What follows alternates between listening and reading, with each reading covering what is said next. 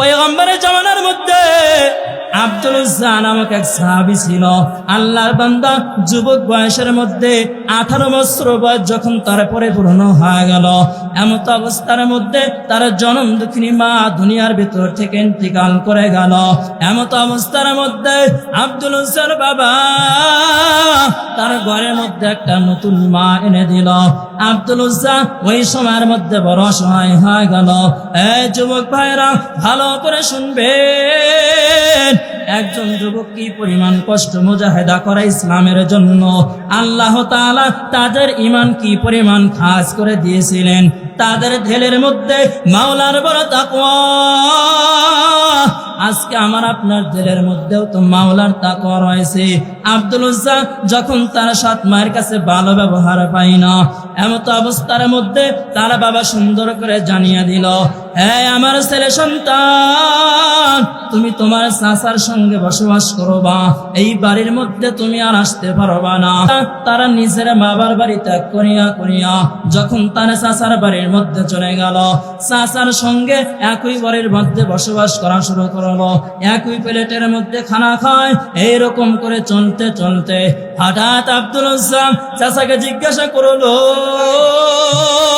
হে আমার চাচা, আপনার কাছে আমি একটা প্রশ্ন করতে চাই, আপনার যদি উত্তর জানা থাকে তাইলে আমাকে পরিপূর্ণভাবে উত্তর জানিয়ে দেবেন।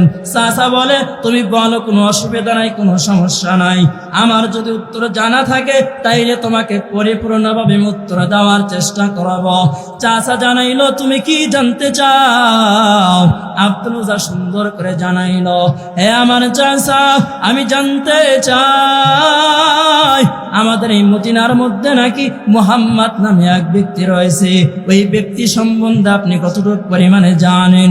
এইবার চাচা জানায়, হে আব্দুল উজ্জা, ভালো করে শুনো, তুমি এমন একটা লোকের কথা আমার কাছে জানতে চাই না, এই মুহাম্মাদের মতো ভালো বান্দা দুনিয়ার মধ্যে আর একটা কেউ হতেও পারে না। এই মুহাম্মাদের মতো খাস চরিত্রবান এই দুনিয়ার মধ্যে আর একটা কেউ হতে পারে না। এই মুহাম্মাদের মতো আল আমিন ব্যক্তি দুনিয়ার মধ্যে আর একটা কেউ হতে পারে না।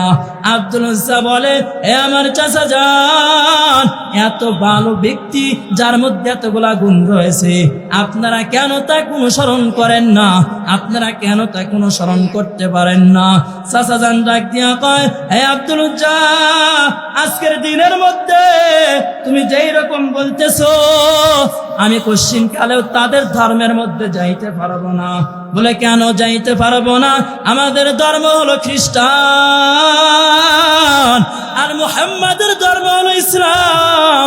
আমরা কোশ্চিন কালেও মুহাম্মাদের ধর্মের মধ্যে যাইতে পারবো না।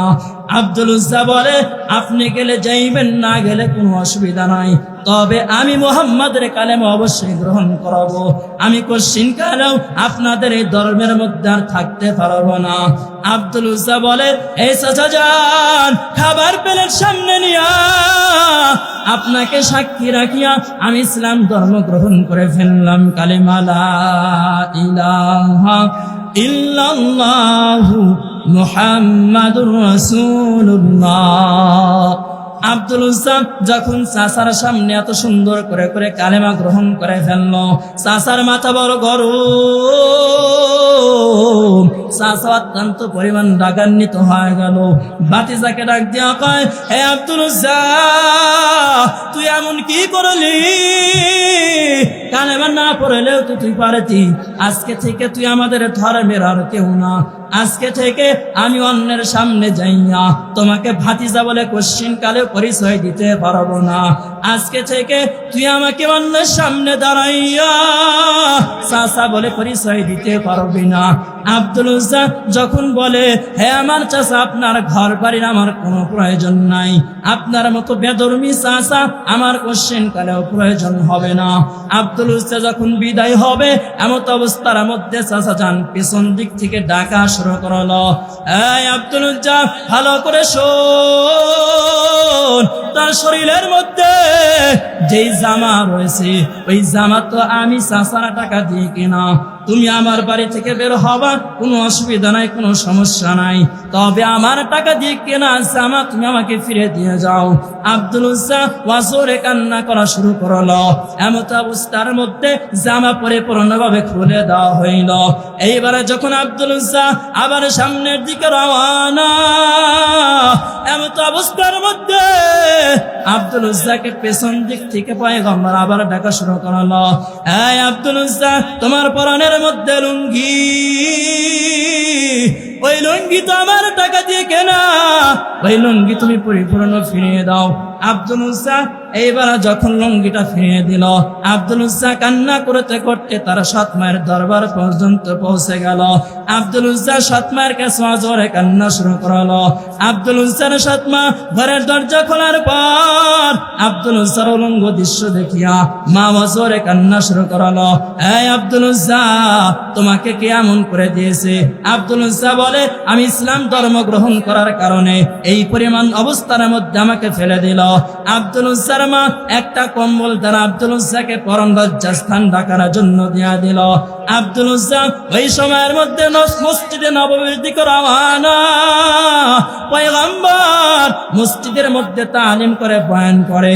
এমত অবস্থার মধ্যে আব্দুল উজ্জা যখন মসজিদের দিকে রওনা করলো, পয়গম্বর আব্দুল উজ্জাকে ভিতরে আসার জন্য অনুমতি প্রদান করলো।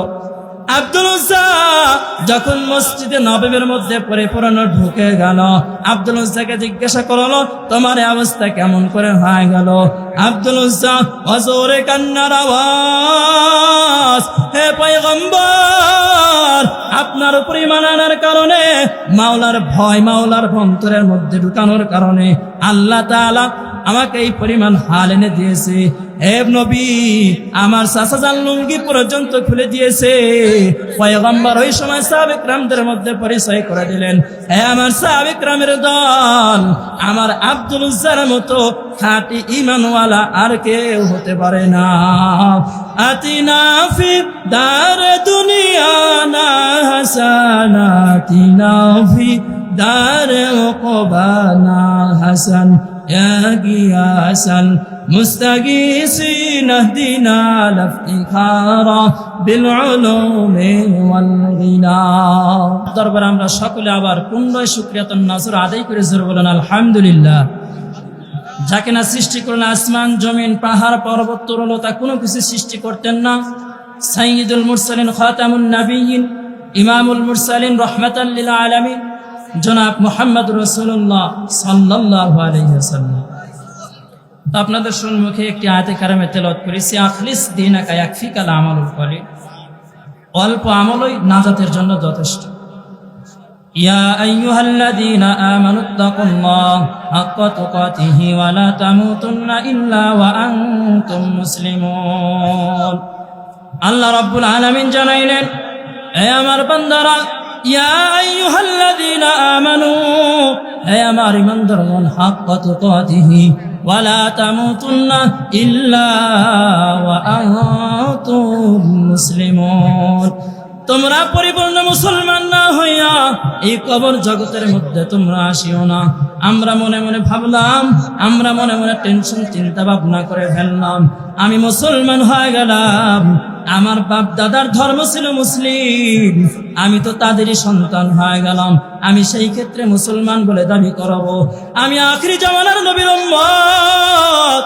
মনে মনে ভাবলাম, আমরা তো সর্বশেষ জামানার মধ্যে আসলাম, আমার বাপ দাদারা যে এরকম করে করে পরিচয় দিত, আমাদের নবীর নাম মুহাম্মদ, আমরা সেই সূত্রে পরিচয় দিয়ে থাকি, আমাদের নবীর নাম মুহাম্মদ।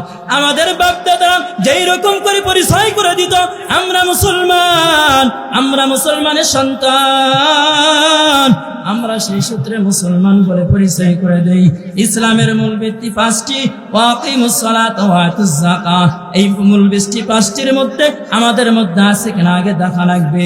এক নম্বর, আল্লাহ রাব্বুল আলামিন পয়গম্বরের মাধ্যমে জানাইলেন, হে পয়গম্বর, আপনি সমস্ত উম্মতদের মধ্যে বয়ান করে জানিয়ে দেন, কোন বান্দার মধ্যে যদি এই 5টি গুণ, এই 5টি জিনিস যদি থেকে থাকে, তাহলে সে পরিপূর্ণ মুসলমান হিসেবে গণ্য হতে পারবে। 1 নাম্বার জানাইলেন কালিমা। এই কালিমা কি?